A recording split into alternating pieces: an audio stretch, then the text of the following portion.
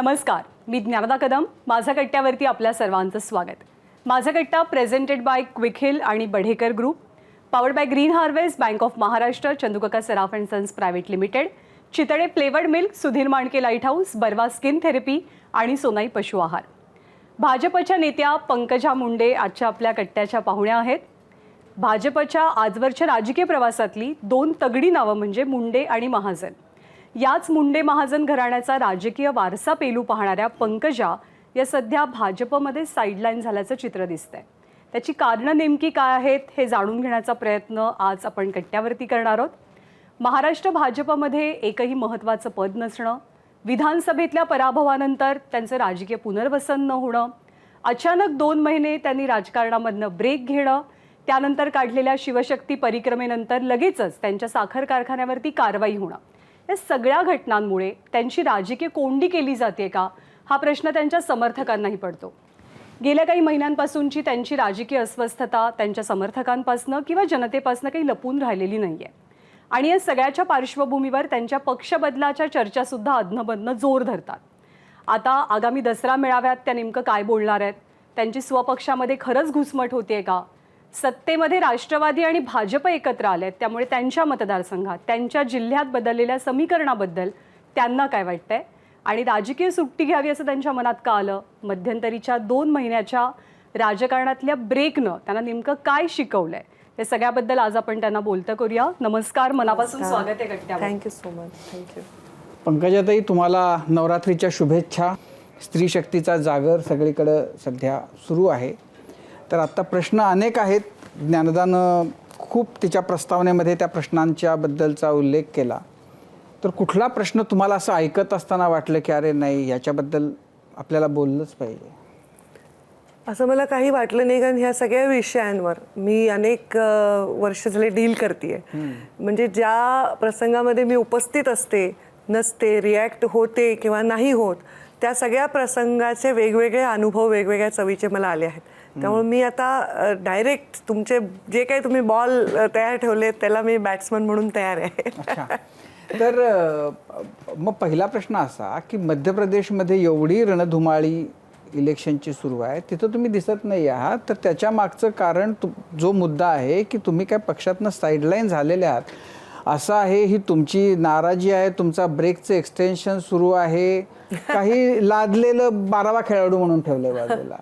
आता ह्याचं उत्तर खरं तर मी काय, तुमचे प्रश्न एवढा अष्टपैलू होता की त्याचं उत्तर मी काय डिटेलमध्ये द्यायचं झालं तर एवढंच सांगेन की मी मध्य प्रदेशची संघटनेची सहप्रभारी आहे आणि आता मध्य प्रदेशमध्ये निवडणुका लागलेल्या आहेत. तर निवडणुकीचा जो प्रभार असतो तो आमचे भूपेंद्र यादव यांच्याकडे आहे आणि त्यामुळे तिकिटांच्या वाटप वगैरे या संदर्भामधले जे निर्णय होतात ते निर्णय बऱ्याच अंशी दिल्लीमध्ये त्यांची कोर कमिटी वगैरे जात असते. त्यामुळे प्रत्येक ठिकाणी मी जाणं अपेक्षितच आहे असं नाही. अगदी मोदी ॲट 9 जो आमचा 30 दिवसाचा कार्यक्रम होता तोपर्यंत मी मध्य प्रदेशमध्ये होते. बऱ्याच वेळा मला माझ्या गावाकडनं मध्य प्रदेशला पोचावं लागायचं बालाघाट वगैरेला, तर मी 18 तास गाडीने प्रवास करून तिथे जायचे. गेल्या 3-4 वर्षात मध्य प्रदेशमध्ये भरपूर माझा वावर झाला आहे, खूप चांगला लळा लागला आहे, संपर्क झाला आहे. निवडणुकीच्या मैदानामध्ये पक्ष जसा आदेश देईल तसं मी उतरणारच आहे. पण मग आत्ता तुम्ही आपणहून काही करण्यापेक्षा पक्ष उतरण्याचे काही करण्याचे आदेश देतो, त्याची वाट पाहताय? कोणीही आपणहून तिथे काहीच करत नाही. कुठेही एक यंत्रणा असते, त्या यंत्रणेमध्ये प्रत्येकाला आपली आपली जबाबदारी. जो सहप्रभारी आहे त्यांना आपणहून काही करणं गोष्टी अपेक्षित असेल ना? असं नाही, कारण शेवटी जेव्हा मी महाराष्ट्रातही आहे, महाराष्ट्राच्या कोर कमिटीतही होते, तेव्हा सुद्धा कोर कमिटी आहे. तर आपणहून कोणी काही करावं ह्या इंटरव्ह्यू शिवाय असं काही अपेक्षित नाही. पण कोर कमिटीमध्ये होते म्हणजे आता तुम्ही नाही आहात? ते होते म्हणजे मी निर्णय प्रक्रियेत जेव्हा होते तेव्हा आम्ही करत असताना निर्णय प्रक्रियेमध्ये होते म्हणजे आता तुम्ही नाही आहात? आता निर्णय प्रक्रियेत होते म्हणजे मी तुम्हाला जे उदाहरण देते की त्यावेळी जेव्हा मी निर्णय घेतो तेव्हाही असं आपणहून कोणी काही करत नसतं याच्या संदर्भात मी तो पास्ट टेन्स वापरला. आता तुम्ही निर्णय प्रक्रियेमध्ये आहात की नाही आहात? आता माझं या निर्णय प्रक्रियेमध्ये फारसा रोल नाही. कारण माझा मध्य प्रदेशकडे सहप्रभार आहे. मी आवडीने राष्ट्रीय राजकारणामध्ये स्वतः आवडीने गेलेली आहे. तर त्यामुळे इथे आता माझा फारसा रोल नाही. जिथे पक्ष बोलवतो, जसं उदाहरणार्थ पिंपरी चिंचवडचा प्रचार होता, विधान परिषदांचा प्रचार होता, बाय इलेक्शन्सचे प्रचार होते, त्या प्रचारांना जिथे पक्ष बोलवतो तिथे मी जरूर जाते, आवर्जून जाते.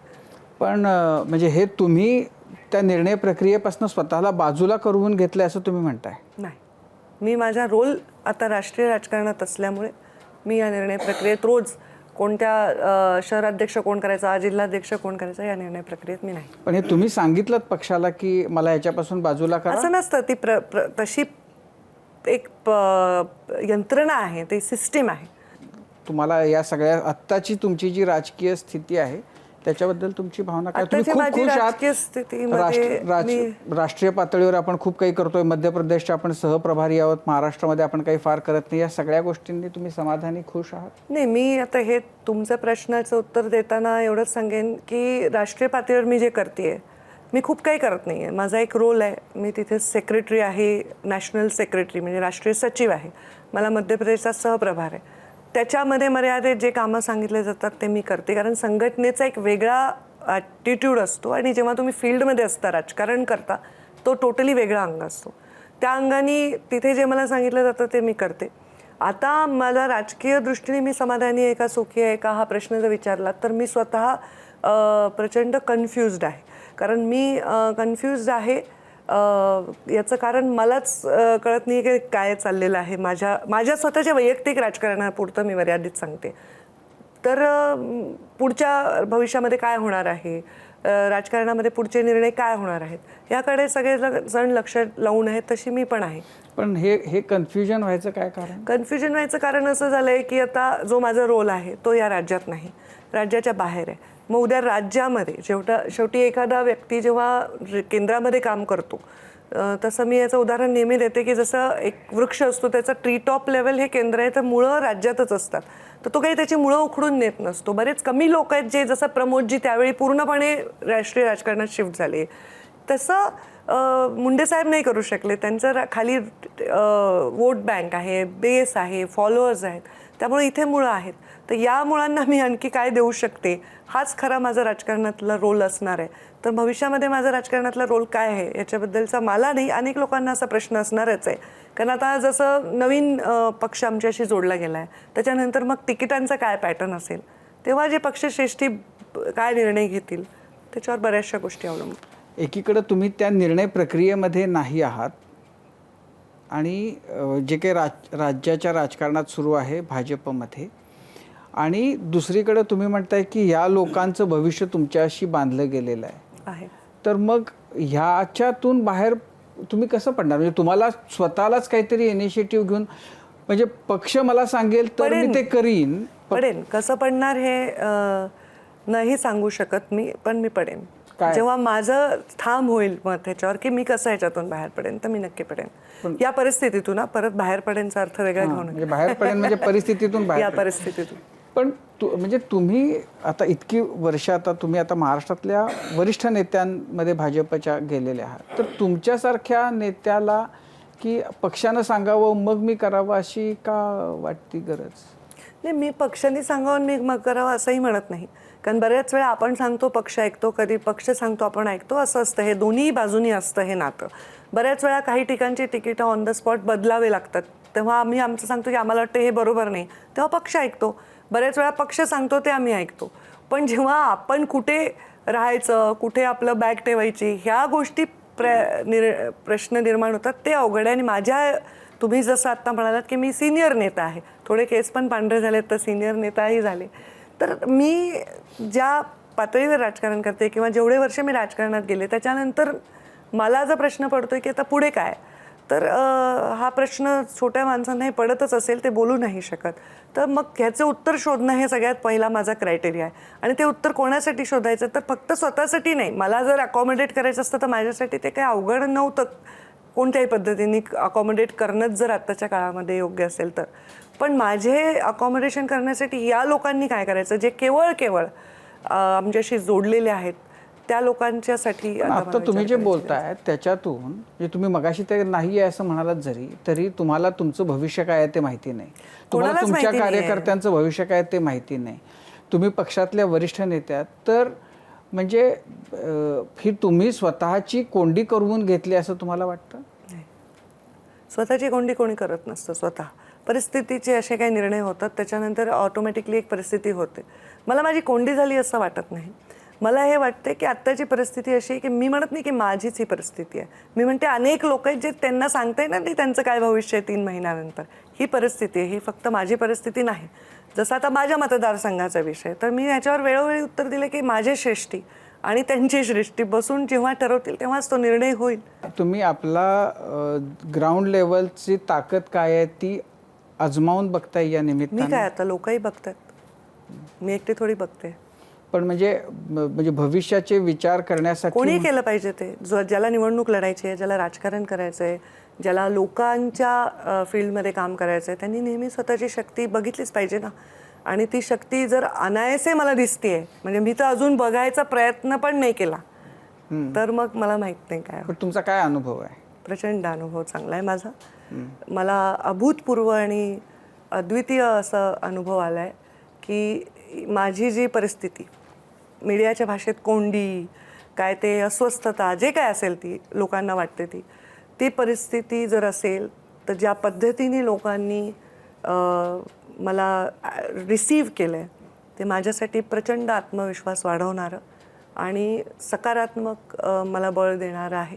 आणि मला नव्या उमेदीने तुम्ही काय सांगता तिथं? तुम्ही तुमची कोंडी झाली आहे असं तुम्ही मान्य करता? मी अस्वस्थ नाही आहे असं सांगता का मी अस्वस्थ आहे असं सांगता? तिथे मीडिया नाही आहे ना, त्यामुळे ते मला असे प्रश्न नाही विचारत. नाही, तुम्ही त्यांना काहीतरी सांगत असाल? नाही, त्यांना मी काही नाही सांगत, कारण माझ्या नेता म्हणून कर्तव्य की आत मी कॉन्फिडन्सच दिला बोलता काय पाहिजे. तिथं मग? I should emit energy, I should emit confidence. मी काय बोलते ते तर तुमच्या मीडियासमोरच आहे, जे बोलते ते बोलतेच. पण काय म्हणजे काय? हे बघ, आता इथे 10 लोक आहेत तर बोलणं शक्य, 10,000 लोकांना मी कसं बोलणार? नाही, पण तर काहीतरी ते जे सांगत आमचं असाल. संभाषण आहे ना, ते कसं मी तुम्हाला एक्सप्लेन करू पण शकतो? असं आहे की काहीतरी तर तुम्ही मेसेज त्यातनं देत असाल, तुम्हाला काहीतरी तर त्यांना एवढ्या जो 10,000 मेसेज मी जणांना- त्यांना देते तो त्यांना पोचतो, हे खरं आहे. पण काय असतो तो? आता ते तो डिकोड करणाऱ्यालाच कळतो. तो ज्याला नाही कळत त्याला नाही कळत, पण ज्याला म्हणजे कळत तुम्ही काय सांगता त्यांना की वाट पहा, हो प्रतीक्षा करा. हो, मी पण तेच करते. उद्याचा दिवस आपला आहे, नक्कीच म्हणजे आजचा आपला नाहीये थोडक्यात. नक्कीच. आजचा आपला नाही आहे, हे बघ, उद्याचा आपला आहे याचे 2 अर्थ निघतात. उद्याचाही आपला आहे. अच्छा, असं? हां, पण आजचा नाही आहे ना. आज राजकीय पटलावर माझ्याकडे जे काही शक्ती आहे, किंवा जी शक्ती म्हणजे ज्याला आपण त्याची परिभाषा काय करायची, पद, प्रतिष्ठा, सत्ता, ही शक्ती जर म्हटलो तर नाही आहे माझ्याकडे. मग माझ्याकडे काय आहे?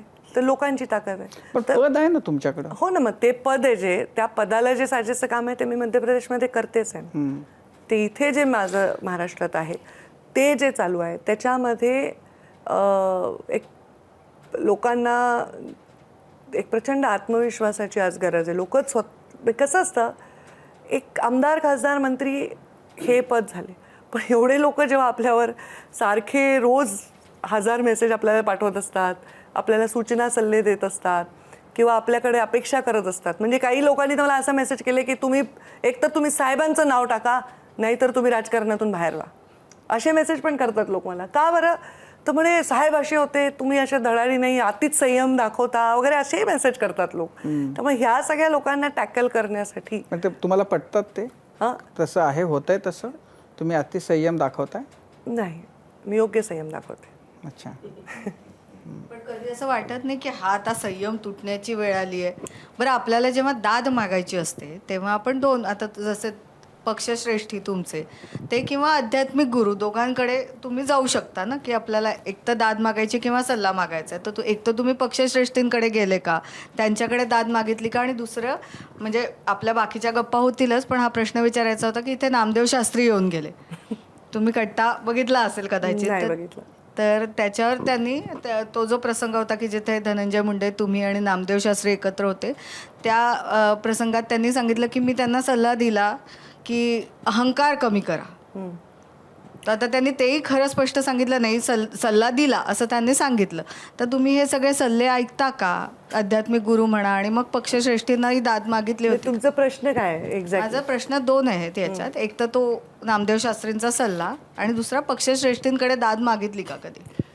हे पहा, मी आत्ता पक्षश्रेष्ठींकडे दाद मागितली का, तर पक्षश्रेष्ठींनी जी भूमिका दिली ती निभावणं आणि आपल्या पक्षाने जे केलं आहे, निर्णय घेतला आहे, त्या निर्णयाला आपण यशस्वी करणं, ह्या कल्चरमध्ये मी वाढलेली आहे.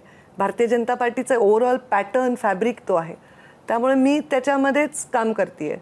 पक्ष जेव्हा त्याचा योग्य निर्णय घेईल, आय होप, मी योग्य निर्णय म्हणते, योग्य निर्णय घेईल तेव्हा ही जी माझी प्रतीक्षा आहे किंवा हे जे माझं काम आहे ह्याला कुठेतरी निर्णय मला वाटतं एक चांगली शाबासकीची थाप मिळेल असं मला वाटतं. अशी माझी सकारात्मक अपेक्षा असते. दुसरा विषय असा आहे की माझे कोणी आध्यात्मिक गुरु नाही. आध्यात्मिक गुरु हा फार मोठा शब्द आहे. आता कसं झालं आहे, खूप ठिकाणी खूप मोठ्या प्रमाणात लोक वाचन आहे, शिक्षण आहे, प्रवचन करतात, कीर्तन करतात, हे वेगळा भाग झाला आणि आध्यात्मिक गुरु हा वेगळा भाग झाला. तर माझा आध्यात्मिक गुरु कोणी नाही. माझे राजकीय आध्यात्मिक काय असेल ते माझे वडील गुरु होते आणि ते आता मला प्रत्यक्ष सल्ले देण्यासाठी नाहीत. आणि जर कोणी आपल्यावर प्रेम करतं किंवा आपल्याला काही सांगू इच्छितं, आपलं भलं इच्छितं, तर ते व्यक्ती नेहमी आपल्याला सल्ला देत असतात. तो कधी जाहीर नसतो. पण हा सल्ला तुम्हाला त्यांनी दिलेला होता? त्याचं उत्तर त्याच भाषणात दिलंय मी त्यांना.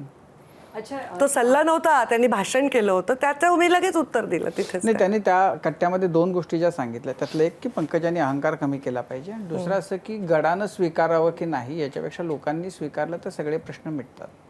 हो, हे सर्वांनाच लागू आहे. लोकांचं स्वीकारणं हे फक्त नेत्यांना लागू आहे असं नाही. अगदी बरोबर. एखाद्या निवडणुकीत पराभूत होणं म्हणजे लोकांनी स्वीकारणं नाही असं जर त्याच्यातच आनंद लोक मानत असतील तर मग हे सगळं ते पाहतच असतील. ह्याला लोकांनी स्वीकारणं म्हणायचं नाही तर काय म्हणायचं. मला तरी वाटतं की आत्ता गेल्या 10-20 वर्षात मुंडे साहेबांच्या संघर्ष यात्रेनंतर एवढा लोकसंग्रह कोणाकडे आहे. एक मध्यंतरी ती जे म्हणजे ती परिक्रमा सुरू होण्याच्या आधी अशी चर्चा होती की आता विधानसभेची जागा परळीची धनंजय मुंडे लढणार आणि तुम्ही कारण तुम्ही केंद्रामध्ये काम करताय तर तुम्ही बीडची लोकसभेची जागा लढणार आणि त्याच्यामध्ये मतैक्य झालं होतं. पण नंतर त्या संघर्ष परिक्रमेनंतर तुम्ही ते बदललं अशी एक चर्चा. अत्यंत चुकीची चर्चा आहे. मी तर कधी ऐकली पण नाही अशी चर्चा.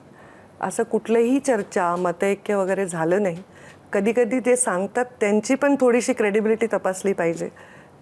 मी तर जे बोलते ते मी बोलतेच आणि जे बोलते ते करते असा आत्तापर्यंतचा अनुभव, म्हणून ही शक्ती आहे माझ्या पाठीमागे.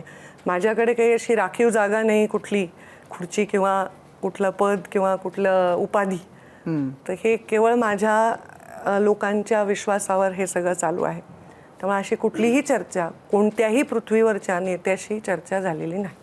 तर त्यामुळे हे स्पष्ट आहे की तुम्ही लोकसभा लढणार नाही असं आता मी सांगणं प्रीमॅच्युअर होईल. पण मी हे स्पष्ट सांगितलं आहे की आपल्या 10 वर्ष खासदार असणाऱ्या, रोज झटणाऱ्या खासदार प्रीतम मुंडे यांना विस्थापित करून स्वतःचं फक्त काहीतरी तिकडे बसवणं हे मी बघणार नाही. पण मागच्या वेळी ज्यावेळी तुम्ही कट्ट्यावर आला होता त्यावेळी प्रीतमताई म्हणाल्या होत्या की मला जर आत्ता संधी मिळाली तर मी हे सगळं सोडून देईन आणि आता मी सगळं तुमच्यावर सोपवून देईन. त्यातून आम्ही काहीतरी ते माझ्यावरच आहे ते पण त्या असं जरी म्हणाल्या असतील तरी जे काम त्या करतात ते काम त्याच करू शकतात. म्हणजे माझं जे राजकारणाचा लोड आहे तो राज्यभरातला आहे. आता बऱ्यापैकी इतर राज्यातही काही आग्रह असतो लोकांचा. तर त्यामुळे खासदार म्हणून प्रीतमताईंनी त्या पदाला खूप चांगला न्याय दिला आहे. त्या रेग्युलर संपर्कात लोकांच्या असतात, त्यांच्या सुखदुःखाला त्यांना जाऊन जाता येणं शक्य असतं कारण त्यांच्याकडे फक्त जिल्हा एवढा विषय आहे आणि माझ्याकडे बाबा असल्यापासून राज्य हा विषय आहे. कारण बाबा तेव्हा मला सांगायचे जा तिकडे आठवलेंची सभा आहे, शिरूरमध्ये जा, पुणेमध्ये जा, बारामतीमध्ये जा. तर मी तेव्हापासून राज्याचा व्याप सांभाळत आलेली आहे. त्यामुळे प्रीतमताईंचं काम आपण कुठेतरी त्याला अगदी इरेज करून टाकावं ह्याला अहंकार म्हणतात, जो माझ्यात नाही. पंकजाताई, तुमची महाराष्ट्राच्या राजकारणातली आणखी एक ओळख म्हणजे ओबीसींच्या नेत्या अशी आहे, जो विषय सध्या महाराष्ट्राच्या राजकारणामध्ये खूप मोठा बनू पाहतोय. कारण आरक्षणाची मागणी एका समाजाकडनं होते, दुसऱ्या समाजाकडनं त्याला अमुक पद्धतीनं देऊ नका असा विरोध होतोय. आणि दुसरीकडे बिहारनं जातीय जनगणना केल्यानंतर अवघ्या देशभरामधनं विविध नेत्यांकडनं जातीय जनगणनेची सुद्धा मागणी होती. भाजप केंद्रीय स्तरावरून आणि महाराष्ट्राच्या स्तरावरून याकडे कसं बघतंय, विशेषतः जेव्हा ओबीसी हा भाजपचा मोठा मतदार आहे? आरक्षणाचा मागणीचा विषय तर त्यांचा अधिकारच आहे. ते मागतायत ते आरक्षण दुसरं जनगणनेचा विषय हा पक्षाच्या मुख्य विचारधारेमध्ये पण हळूहळू बदल होत असतात. तसा हा मुंडे साहेबांनी स्वतः मानलेला विषय आहे लोकसभेमध्ये. तर मला वाटत नाही की त्याच्यामध्ये काही अडचण आहे, कारण शेवटी जनगणना हा विषय किंवा जातनिहाय जनगणना हा विषय अपरिहार्यता आहे. शेवटी तुमचं कॉन्स्टिट्यूशन पुढच्या काळामध्ये कसं चाललं पाहिजे, कोण डिप्राइव्ड आहे, कोण म्हणजे वंचित आहे, ह्या गोष्टी सगळ्या त्या जनगणनेतूनच आपल्याला मिळणार आहेत. तर त्याच्याविषयी काही कोणाचा अगेन्स्ट असायचं कारण नाही. पुन्हा विचारते की ओबीसीचं आरक्षण तुम्ही मग जे विचारताय ना ते मराठा समाजाला ओबीसीचं आरक्षण, हा ते विषय आहे. हां, तर त्याच्यामध्ये ॲज अ ओबीसी लीडर म्हणून तुमची काय भूमिका आहे, आणि भाजप, मी स्पेसिफिकली भाजप म्हणते की भाजप या विषयाकडे कसं बघतंय जेव्हा ओबीसी हा भाजपचा मोठा मतदार आहे? ह्याच्यावर भाजप प्रदेशचे नेते बोलतील. मी माझ्यापुरतं बोलायचं झालं तर मी याच्यावर उत्तर देताना मी परत क्लिअर करते. मगाशी जे मी उत्तर दिलं ते ओबीसीच्या राजकीय आरक्षणाचा विषय जो इथे प्रलंबित आहे, जो कोर्टामध्ये प्रलंबित आहे, त्याच्यामुळे कुठल्याच निवडणुका होत नाही, त्याच्यावर मी बोलले. कारण तुम्ही जेव्हा ओबीसी आरक्षण म्हटलं तर मी तो विषय बोलले. आता जो तुम्ही प्रश्न विचारलाय तो मराठा समाजाच्या आरक्षणाचा विषय. जेव्हा माझी शिवशक्ती परिक्रमा निघाली तेव्हा आय थिंक जयरांगेजी उपोषणाला बसले होते, तेव्हाही मी हाच प्रश्नावर उत्तर दिलेलं आहे की मराठा समाजाला आरक्षण मिळणं ही आत्ता त्यांच्यासाठी भविष्यासाठी अत्यंत आवश्यक गोष्ट आहे. मराठा समाजाच्या लोकांना, उच्चस्तरीय लोकांना सर्व मिळालं, पण सामान्य समाजाला काहीच नाही मिळालं, ही भावना प्रचंड त्यांच्यामध्ये रुजलेली आहे. तर त्यांना आरक्षण मिळालंच पाहिजे. ते किती मिळालं पाहिजे आणि ते कसं टिकलं पाहिजे हे राज्यकर्त्यांचा आत्ता सर्वात महत्त्वाचा निर्णय घेण्याची आवश्यकता आहे. मी याच्याकडे ओबीसी लीडर म्हणून बघतच नाही, मी लीडर म्हणून बघते. लीडर असतो, त्याच्यानंतर ते ओबीसी वगैरे विषय आहे. लीडर हा लीडरच असला पाहिजे. मी ओबीसी नसते तरीही मी हेच म्हणले असते, ओबीसी आहे तरी हे म्हणते की मराठा समाजाला न्याय दिला पाहिजे, त्यांना आरक्षण दिलं पाहिजे, पण ते आरक्षण घटनेतून आणि निर्णयातून टिकलं पाहिजे, कोर्टातून असं दिलं पाहिजे. उगीच त्यांना काहीतरी आरक्षण समोर ठेवायचं आणि ते परत कोर्टात नाही टिकणार असं त्यांच्या बाबतीत होऊ नये. त्याच्यामुळे मराठा तरुण प्रचंड म्हणजे उद्ध्वस्त मेंटॅलिटीमध्ये जाईल अशी भीती वाटते. पण ताई, तुमच्याकडे जेव्हा तुमचा चेहरा येतो त्यावेळेस ओबीसी समाजाचा एक प्रमुख चेहरा म्हणून तुमच्याकडे बघितलं जातं. हो. पण आत्ता जेव्हा मोर्चे सुरू आहेत ओबीसी, तुमचा चेहरा कुठेच दिसत नाही या मोर्चांमध्ये सध्या. आता बघा कोणते मोर्चे आहेत, आणि मी मोर्चा करणाऱ्या लीडर्समध्ये नाहीच आहे मुळात. मी आता माझी भूमिका मांडणारी लीडर, मी आता सिनियर झाले ना, तर मी काही मोर्चे करायची मला आवश्यकता नाही आहे. आणि आता जसं उदाहरणार्थ एखादा विषय हाताळताना प्रत्येक वेळी राजकीय हेतू समोर ठेवून काम करणं मला जमत नाही. मी ही भूमिका मांडली, माझी शिवशक्ती परिक्रमा चालू असताना मांडली आहे आणि त्याला रिसीव्ह केलं आहे मराठा समाजाने. प्रश्नाचा रोख असा होता की जेव्हा ओबीसीबरोबर डील करायची असते किंवा बाटाघाटी करायची असतात तेव्हा नॉन ओबीसी नेते मंचावर दिसतात आणि ओबीसींचा सर्वात मोठा चेहरा हा मंचावर दिसत नाही. त्याचा काय प्रॉब्लेम आहे? मी तुमची आभारी आहे ओबीसीचा सर्वात मोठा चेहरा म्हणल्याबद्दल. परंतु हे कोणते मंच आहेत, इथलं कुठलंही कागदी निमंत्रण किंवा ओळख मला काही आलेलं नाही, त्यामुळे मी याच्यावर उत्तर मी कसं देऊ? नाही, सरकारच्या बाजूने पण मी कट्ट्यावर उपस्थित आहे आणि जे गोष्टी मी केल्याच नाहीये त्याचं उत्तर मी काय देऊ? मला हे कोणते कार्यक्रम आहेत हेच माहीत नाही. एक मला निमंत्रण आलं होतं मराठा समाजाच्या आरक्षणासंदर्भात शिंदे साहेबांचं.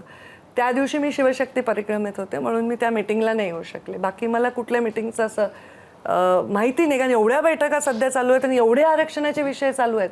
धनगर आरक्षणाचा विषय चालू आहे, ओबीसी राजकीय आरक्षण जे मगाशी त्या म्हणाल्या जे मला वाटलं, आणि मराठा समाजाचं आरक्षण. या सगळ्या विषयांमध्ये ले मॅन हा निर्णय घेऊ शकत नाही. मोर्चे काढून कोणीतरी स्वतःचं काहीतरी सिद्ध करायचा प्रयत्नही करू शकेल, पण हा निर्णय कसा घेतला जाईल? हा निर्णय संविधानात बसेल असा निर्णय घेऊन त्याच्यामध्ये काही बदल छोटे मोठे करायचे असतील, काही अध्यादेश काढायचे असतील तर असं करून करता येईल. निर्णय असेच होत असतात. बघा किती मस्तपणे तुम्ही समजावून सांगितलं. तेच फक्त मंचावर जाऊन सांगायचं होतं. नाही, पण मी कसं त्यामुळे तुम्हाला संधी मिळत नाहीये का? चला मला समजून सांगायचं. तुम्हाला संधी मिळत नाहीये का? मला गरज आहे का त्या संधीची? मी काही न मिळताय तुम्ही सर्वात ओबीसी मोठा नेता म्हणाला, तेच माझं भाग आहे. महाराष्ट्रामध्ये विरोधी पक्ष सातत्यानं ओरड करतात की विरोधी पक्षातला एखादा नेता ज्याच्यावरती भ्रष्टाचाराचे आरोप आहेत किंवा अन्य कोणते आरोप आहेत, तो सत्ताधाऱ्यांच्या गोटात आला की त्याच्यावरचे सगळे आरोप पुसले जातात किंवा ते विरळ होतात, त्याची चर्चा होत नाही. तुम्ही तर सत्ताधारी नेत्यांच्या बाजूला किंवा सत्ताधारी पक्षातल्या नेत्या आहात, मग तुमच्या कारखान्यावरती जेव्हा GST विभागाची कारवाई होते तेव्हा त्याची मग खूप जास्त प्रमाणात चर्चा होते. माझ्या कशाची पण चर्चाच होते. वेट लॉस केला त्याच्यावर पण चर्चा झाली, वेट गेन केलं त्याच्यावरही चर्चा झाली. हे मला अटॅच असणारं एक, आता त्याला मी अत्यंत नम्रपणे अहंकार न बाळगता सांगते, एक लोकांचं प्रेम असेल. पण आता GSTची रेट जी माझ्यावर झाली त्याच्यानंतर 4 दिवसांनी ती बातमी आली. असं नाही की त्या दिवशी लगेच आली. तर ते बातम्या पुरवणारी सूत्र असतात, त्याच्यातून ती बातमी आली असेल. आणि ती बातमी आल्यानंतर जेव्हा माझ्यासमोर बूम ठेवला गेला तर मला विचारलं की तुम्ही भरला नाही. म्हणलं हो नाही, आमचं बँकरप्ट झाला आहे कारखाना, आमची परिस्थिती वाईट आहे, भरला नाही. याचं कारण असं होतं की शेतकऱ्यांचे पैसे द्यायचे होते ते आधी दिले आणि उरलेच नाही पैसे ते भरायला. आम्ही GSTशी आमचं बोलणं चालू आहे, व्याज माफ करा वगैरे असतात ना हिअरिंग. आणि अचानक ती रेट झाली. तर रेट झाल्यानंतर मग म्हणे तुम्हाला कारखान्याला पैसे दिले नाही, बाकीच्या कारखान्याला दिले. म्हटलं नाही दिले. आता माझ्याकडे दुसरं काय उत्तर आहे? असं नाही की मी म्हटलं चला या या या मी तुम्हाला सांगते मला नाही दिले. तर ह्या घटना घडतात आणि त्याची बातमी होते आणि त्याची चर्चा होते, हे आहेच आहे. आणि याचा मला त्रासही होतो. हे निर्णय तर राज्य पातळीवरचे आहेत की कुणाच्या साखर कारखान्याला पैसा आता मला द्यायचा माहित नाही द्यायचा. कुठल्या पातळीवरचे हे निर्णय आहेत. सहकार विभागाचे तुम्ही गेला नाही तुमच्या मी गेले कुठल्याही कोणाकडे आणि तुमची काय चर्चा नाही, झाली माझी त्या बाबतीत? वरती दिल्लीमध्ये अमित शहांबरोबर 2-3 बैठका झाल्या आमच्या सगळ्या टीमच्या. मी सगळ्या बैठकात होते. म्हणजे जिथे मला निमंत्रण मिळालं तिथे होते, जिथे निमंत्रण नाही, नाही तुमच्या मिळालं कारखान्याबद्दल तिथेही, कारण बोलते. कारखानदार असल्यामुळे मी जाऊन गेले आणि माझे नाही, अर्ज तुमच्या दिले. वैयक्तिक कारखान्याच्या प्रकरणाबद्दल बोलते हो, मी तेच की- सांगते मी, अच्छा. होते. मग काही आश्वासन मिळालं वरिष्ठ नाही, नेत्यांकडून? त्या सगळ्या टीम मध्ये मी होतेच ना. ते तुम्ही बातम्या पण चालवल्या की पंकजा मुंडे त्या मीटिंगला आहेत. मी नाही, होते. त्याच्याबद्दल 2 गोष्टी की एक तर GST तुम्ही जेव्हा साखर विकली तेव्हा तुम्हाला तो तुम्ही भरणं आवश्यक होतं. तो तुम्ही GST न भरणं ही तुमची आणि म्हणजे कारखान्याची चूक आहे. तर त्याच्यावरची कारवाई झाल्यानंतर त्याच्याबद्दल आमच्यावरच कारवाई असं म्हणण्यात काय असं मी point कधी आहे? म्हटले? मी म्हटले का असं? नाही, असं मी विचारतोय. त्यामुळे एक मिनिट, त्याच्याबद्दल GST नाही भरला ही चूक नाही. GSTचा आमच्या कारखान्यावर कर्ज होतं, ते थकीत झालं 2019मध्ये 20मध्ये कारखाना बंद राहिला. तर जेव्हा साखर विकली झाली तेव्हा ते GSTचे आमचे फ्रीज झाले होते अकाउंट. तर आम्हाला GSTचे ते पैसेच भरता येत नव्हते. ते म्हणत होते सर्व पैसे एकदम भरा, तेवढे पैसे आमच्याकडे भरायला नव्हते. ते जवळपास 12-15 कोटी माझे अजूनही अकाउंटमध्ये सीज्ड आहेत. त्यामुळे मला 12-15 कोटी अचानक कुठे भरता येईल? त्या सुनावण्यांमुळे ते पैसे ज्यांच्याकडे आहेत येणं त्यांच्याकडून येणंच आहेत ते. हे सगळं तांत्रिक गोष्टी आहेत. म्हणजे मी काही असं नाही की GST नाही भरली आणि बिंदास बसले. GST न भरण्याचं कारण अकाउंट फ्रीज होतं.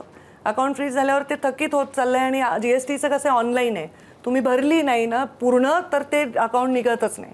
त्यामुळे ते आम्ही पैसे राखीव ठेवलेले आहेत की त्या लोकांकडनं घेऊन नंतर भरायचे, असं ते झालेलं आहे. आणि मग म्हणजे नाहीतर दुसरा अर्थ असा की जी काही कायदेशीर गोष्ट जी आहे करायला हवी होती ती केली नाही आणि जर त्याच्याबद्दलची ऍक्शन झाली तर माझ्यावर अन्याय झाला असं त्याच्याबद्दल जर म्हटलं माझ्यावर अन्याय गेलं. झाला असं कोण म्हणतंय? लोकच म्हणतायत ना. आणि ते लोकांना पटतंय ना. तर परसेप्शन, बरेच लोक पण पटत असलं तरी परसेप्शन जे क्रिएट केलंही कोणी जाऊ केलं? शकतं. मी तर नाही केलं. पण तुम्ही बरं, म्हणालात ना ज्या की तुमची कारखान्यांना बैठक पैसे झाली आणि दिले त्याच्यात होते, फक्त तुमच्याच कारखान्याला माफी नाही मिळाली म्हणून ज्या बाकी सगळ्या कारखान्यांना मिळालं. आता हे बघ, ह्याचा ना अभ्यास नसतो लोकांना. मग त्यांचे प्रश्न इतके चुकीचे येतात की आपल्याला त्यातलं उत्तर देता येत नाही. मी तर काही म्हटले नाही ना की माझा GST नाही भरला, हे खरं आहे, मी मान्य केलं. मग म्हणे तुम्हाला कारखान्याला पैसे दिले नाही. मी म्हणलं हो, हेही खरं आहे, बरोबर आहे ना. मी तर हेच म्हटले ना, मी काय म्हटले. पण त्या कारखान्यांना जे काही त्यांचे देणे होते ते देता आले ना त्या तुमच्या लोनमुळे. कारखान्यावर देणं किती आहे? माझ्या कारखान्यावर भरपूर देणं आहे, 200-250 कोटीचं. पण मग आता काय होणार त्या देण्याचं काय होणार? ते तर DRTने घेतलेलं आहे कारखाना. पण अशी का, म्हणजे कारखान्यावर अशी कशामुळे आली वेळ? आता माझे दोन्ही कारखाने एकमेकांशी संलग्न असल्यामुळे माझी अडचण अशी झाली. ही वेळ यायचं कारण कारखाना आर्थिक हालाकीत आधीच होता, तो कॅरी फॉरवर्ड मी केला. आणि 3 ते 4 वर्ष ऊसाअभावी कारखाना बंद झाला. आमच्या क्षेत्रामध्ये अनेक नवीन कारखाने निघाले आणि त्यामुळे जो बाहेरून आमच्याकडे ऊस यायचा त्याची कमतरता झाली. आणि आमच्या भागामध्ये लोकांनी ऊस दुष्काळामुळे लावला नाही, त्यामुळे कारखाना बंद राहिला. 2019पर्यंत त्याचं व्याज मी भरत होते रेग्युलर. कोविडमध्ये साखरही विकली गेली नाही. 1.5-2 वर्ष ते आर्थिक अडचणी झाल्या आणि मग ते व्याजावर व्याज वाढत राहिलं. आणि त्याच्यामुळे ते अकाउंट सीज झाल्यामुळे ते GST राहिलेलं आहे. आणि ते आमची सुनावणी चालू आहे. बरं, मग आणि आता- ह्या सगळ्या अशाच परिस्थितीतल्या कारखान्यांना पैसे देण्यासाठी दिल्लीमध्ये ते 7-8 कारखान्यांना देण्याचा जो विषय होता त्याच्यात माझं नाव, माझं ॲप्लिकेशन सगळं होतं.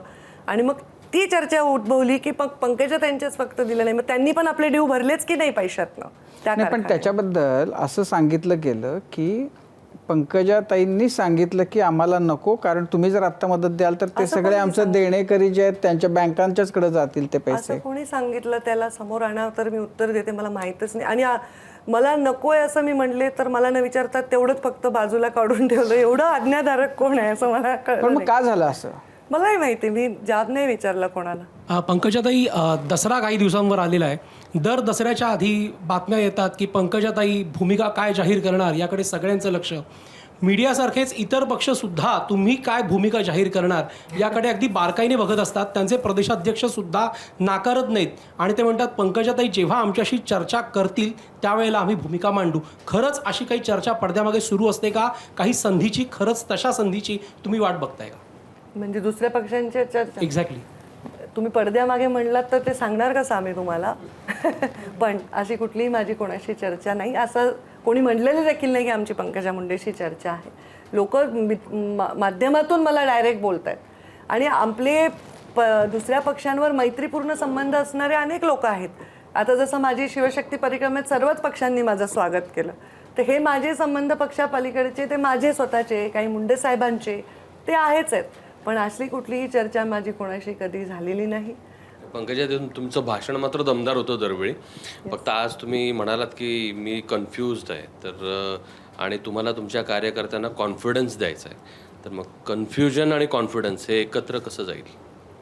नाही, मी कन्फ्युज्ड आहे म्हणजे तो त्या प्रश्नापुरता विषय आहे.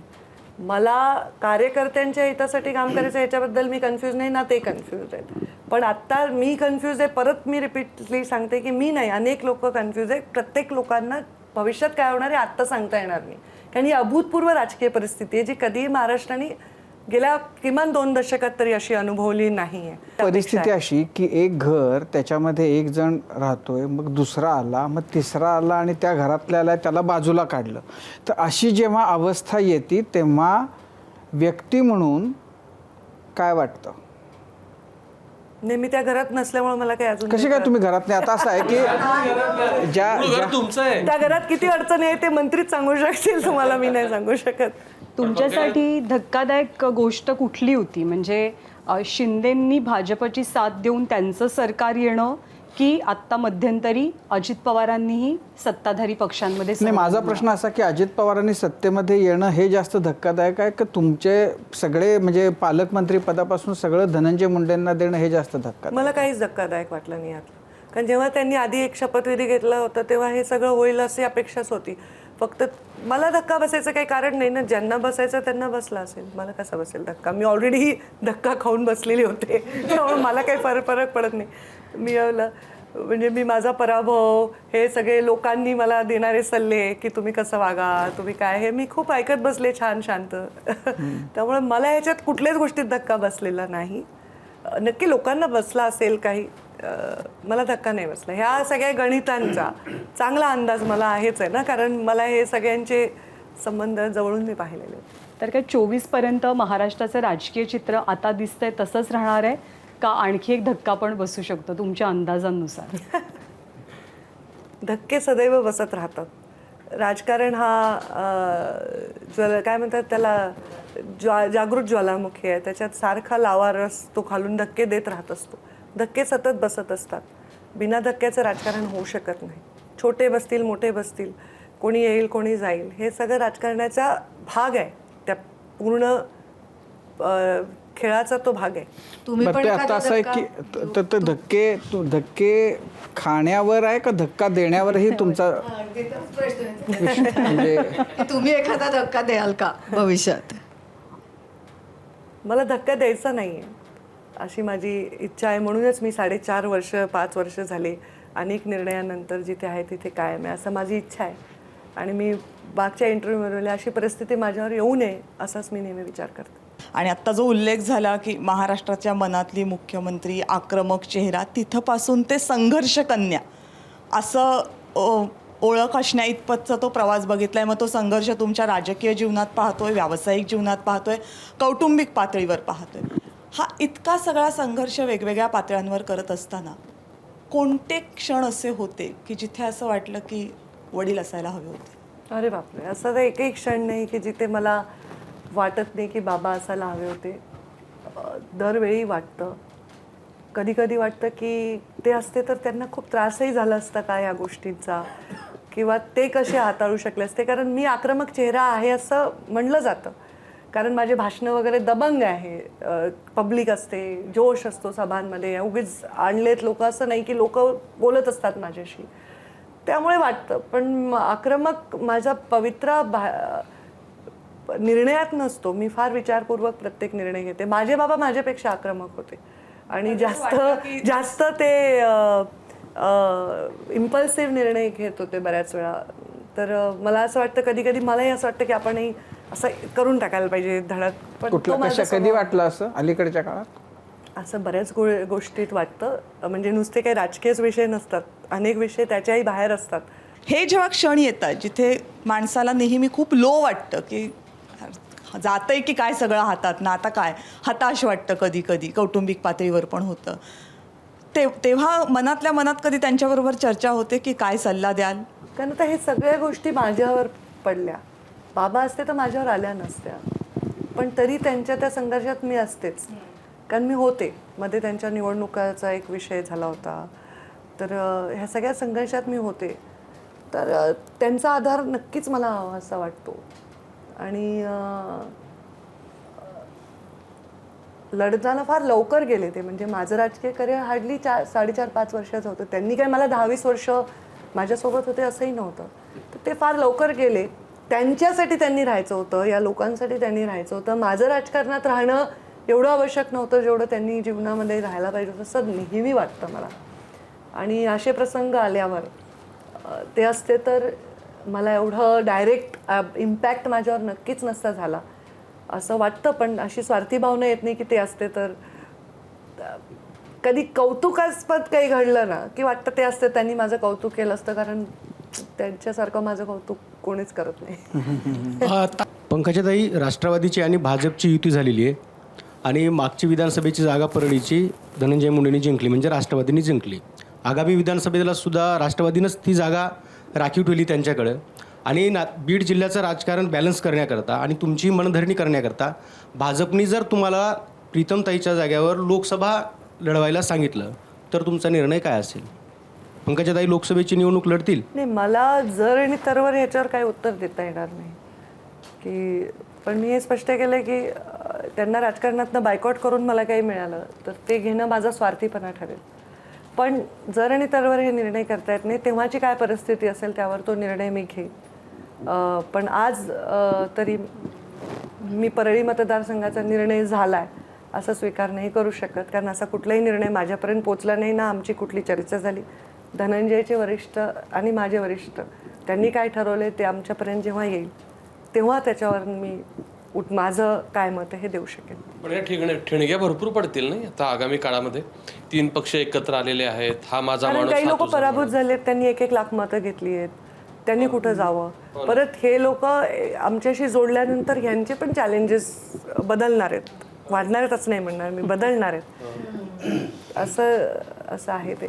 त्याचा प्रॉब्लेम होणार मग पुढे असं वाटतं. चिन्ह काय असतात कोणाचे हे सगळं आहे, म्हणून it is too premature to talk की काय आहे पुढे भविष्यामध्ये. हे खूप आत्ता प्रीमॅच्युअर आहे. शिवशक्ती परिक्रमेनंतर तुमच्या गळ्यात ते एक नवं लॉकेट नेहमी दिसतंय, तर काय आहे ते लॉकेट? त्रिशूळ आहे, द्राक्ष आहे. पहा, हे एक त्रिशूळ आहे, झूम करायचं तर करा. आणि हे त्रिपुंड आहे आणि हे देवीचे डोळे आहेत, म्हणजे हे शिव आणि शक्ती आहे. आणि एक बाबांचा रुद्राक्ष आहे जो माझ्याकडे खूप वर्ष होता, पण तो मी घालत नव्हते, आता घालायला लागले. काही पथ्य असतील त्याच्यामुळे नाही घातलं, आता घालते. तर मी ते शिवशक्ती परिक्रमा जेव्हा माझ्या मनात ठरली, जी जगात माहीत नव्हती, तेव्हा हे बनवून घेतलं आणि ते शिवशक्ती परिक्रमेत टाकलं. मला आवडतं ते. मला वाटतं मी थोडी आध्यात्मिक होत झाले. चालले. नाही होतेच आधी, पण त्याला शेप मिळतोय. आध्यात्मिक होते कदाचित, अंधश्रद्धाळू नाही आहे मी, पण आध्यात्मिक आहे. आध्यात्मिक वाटचाल चालू आहे, तर ती राजकीयपासून तिकडेच नाही ना जाणार. काही सांगता येत नाही. कुठे पण पब्लिक एवढं पाहिजे. संघर्ष कन्या तुम्ही म्हणवता स्वतःला, तुमची ओळखही तशी आहे, पण लवकरच तुमच्या आयुष्यातला तो राजकीय संघर्ष संपावा या शुभेच्छांसह कट्ट्यावरती आपण इथेच थांबूया. मनापासून आभार आज तुम्ही वेळ दिल्याबद्दल. Thank you so much. आणि यानंतर माझा कट्ट्यावरती वेळ झाली इथेच थांबण्याची. माझा कट्टा प्रेझेंटेड बाय क्विखिल आणि Badhekar group, powered by Green Harvest, Bank of Maharashtra, Chandukaka Saraf and Sons Private Limited, Chitale flavoured milk, Sudhir Mandke Light House, Barva skin therapy आणि सोनाई पशु आहार. ताज्या बातम्यांसाठी पाहत रहा ABP माझा.